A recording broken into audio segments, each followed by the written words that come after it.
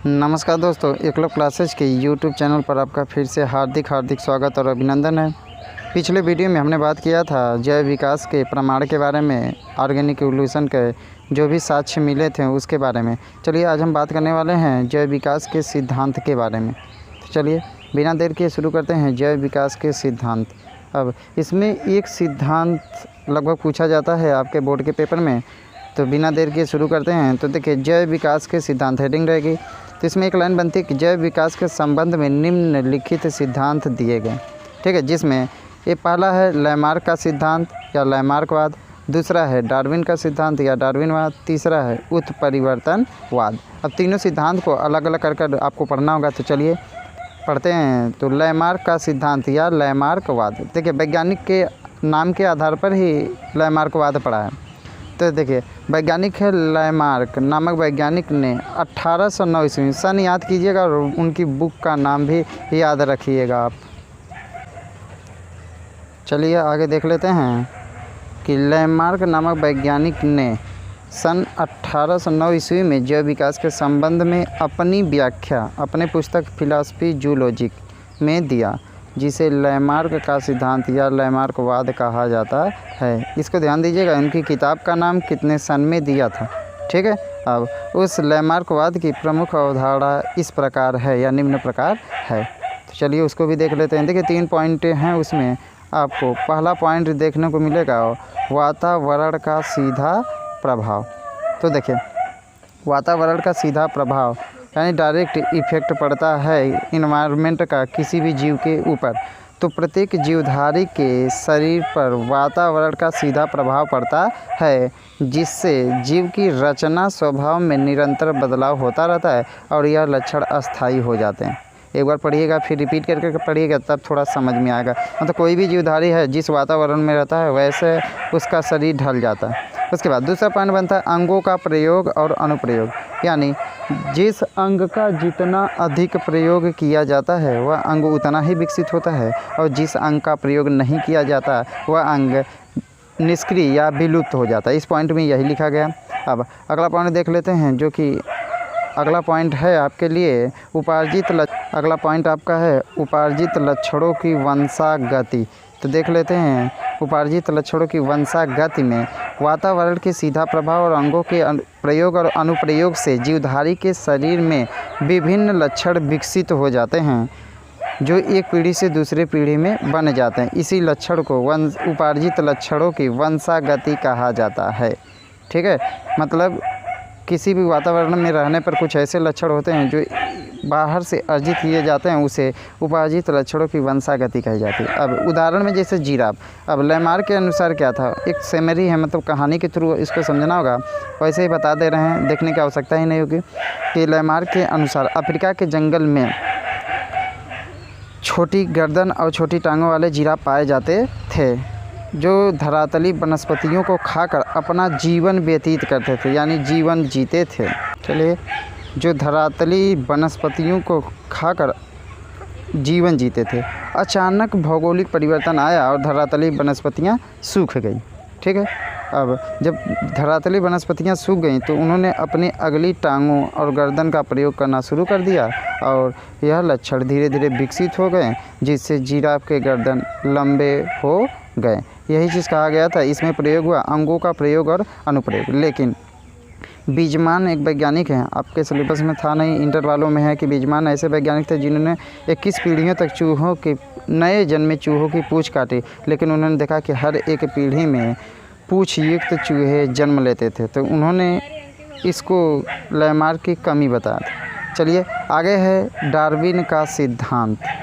चलिए देख लेते हैं डार्विन का सिद्धांत या डार्विनवाद क्या होता है। तो चार्ल्स डार्विन नामक वैज्ञानिक ने सन 1859 ईस्वी में जैव विकास के संबंध में अपना जो नियम प्रस्तुत किया या अपनी जो व्याख्या दिया, उसे डार्विन का सिद्धांत या डार्विनवाद कहा जाता है। अब इसमें 4-6 पॉइंट की कही थी उन्होंने। तो डार्विन के सिद्धांत की अवधारणा निम्न प्रकार से है। उसमें पहला क्या है, जीवों में संतानोत्पत्ति की प्रचुर क्षमता। देखिए यहीं पर हम व्याख्या करते चल रहे हैं, आगे हमने PDF तैयार किया, इसमें भी है, लेकिन उसको शॉर्ट में बता दे रहे हैं कि जीवों में संतान उत्पन्न करने की अत्यधिक क्षमता पाई जाती है, जैसे खरगोश एक वर्ष में 2 बार में 4 से 6 बच्चे देता है। अगला है जीवन संघर्ष। संतानों, कोई भी जीव है अगर संतान उत्पन्न होते हैं उसके बाद उनमें रहन सहन, भोजन, आवास के लिए जीवन संघर्ष होता है। तीसरा है प्राकृतिक वरण।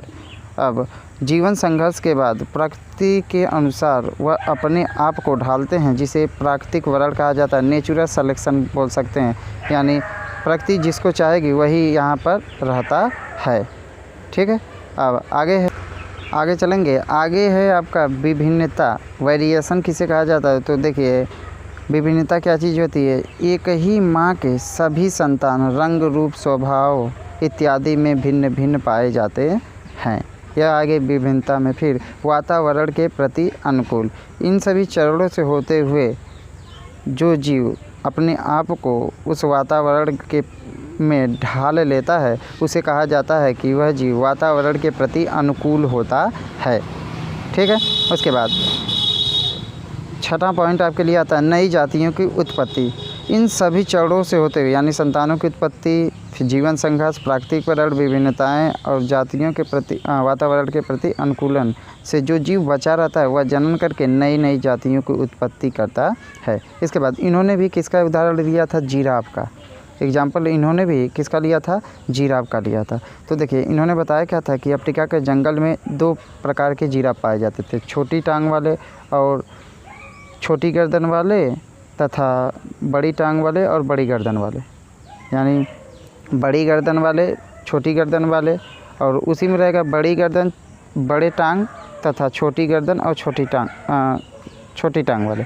तो होता क्या है, जैसे ठीक ठाक चलता है टाइमिंग, उसके बाद होता क्या है, वो धरातली वनस्पतियाँ, पेड़ पौधे से अपना जीवन यापन कर रहे थे। अचानक भौगोलिक परिवर्तन आने के कारण धरातल की सभी वनस्पतियाँ सूख गई। तो होता क्या है कि जो लंबे जिराफ थे वो पौधों की पत्तियां तक खाकर अपना जीवन व्यतीत करने लगे, लेकिन छोटे जिराफ जीवन संघर्ष नहीं कर सके और विलुप्त हो गए। चलिए इसको हमने पॉइंट टू पॉइंट लिखा है, उसको आप थोड़ा सा स्क्रीनशॉट ले लीजिएगा, दिखा दे रहे हैं आपको पॉइंट टू पॉइंट, उसको देख लीजिएगा। तो देखिए इसको स्क्रीनशॉट ले लीजिएगा। जीवों में संतानोत्पत्ति की प्रचुर क्षमता, जीवन संघर्ष, प्राकृतिक वरण, विभिन्नताएं, वातावरण के प्रति अनुकूल, नई जातियों की उत्पत्ति। उसके बाद उदाहरण में आपका आता है जिराफ। इसके बाद चलेंगे उत्परिवर्तनवाद। चलिए देख लेते हैं उत्परिवर्तनवाद, यानी तीसरा सिद्धांत आपका उत्परिवर्तनवाद। उत्परिवर्तन का सिद्धांत ह्यूगो डी व्रिज, वैज्ञानिक का नाम याद कीजिएगा, ह्यूगो डी व्रिज नामक वैज्ञानिक ने 1901 ईस्वी में दिया। इस वाद के अनुसार कहा क्या गया था, किसी भी जीव में विभिन्नता के कारण उसमें कुछ विशेष परिवर्तन हो जाते हैं, जिससे यह परिवर्तन एक पीढ़ी से दूसरे पीढ़ी में निरंतर बन जाते हैं। जीवों में इसी परिवर्तन को उत्परिवर्तन कहा जाता है। उत्परिवर्तन ध्यान दीजिएगा कहा जाता है, तथा यह वाद उत्परिवर्तनवाद कहलाती है। कोई भी जीव हो उसमें अचानक एक नया परिवर्तन होता है, वह परिवर्तन एक पीढ़ी से दूसरी पीढ़ी में चला जाता है, तो उसे कहा जाता है उत्परिवर्तन, तथा वह सिद्धांत या फिर वह वाद उत्परिवर्तनवाद कहलाती है।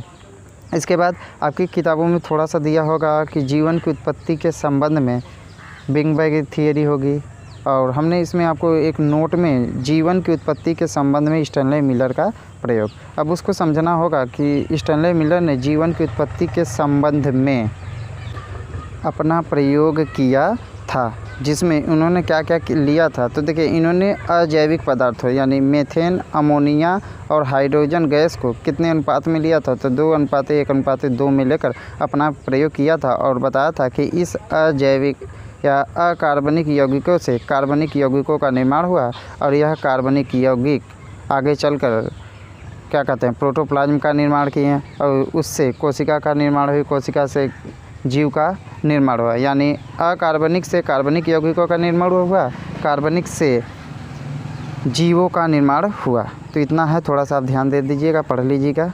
उसके बाद देख लेते हैं इसमें उन्होंने जिस फिगर का यूज किया था, कैसे उनका इंस्ट्रूमेंट था, उसको आप स्क्रीनशॉट ले लीजिएगा, स्क्रीनशॉट लेकर इसको बना लीजिएगा।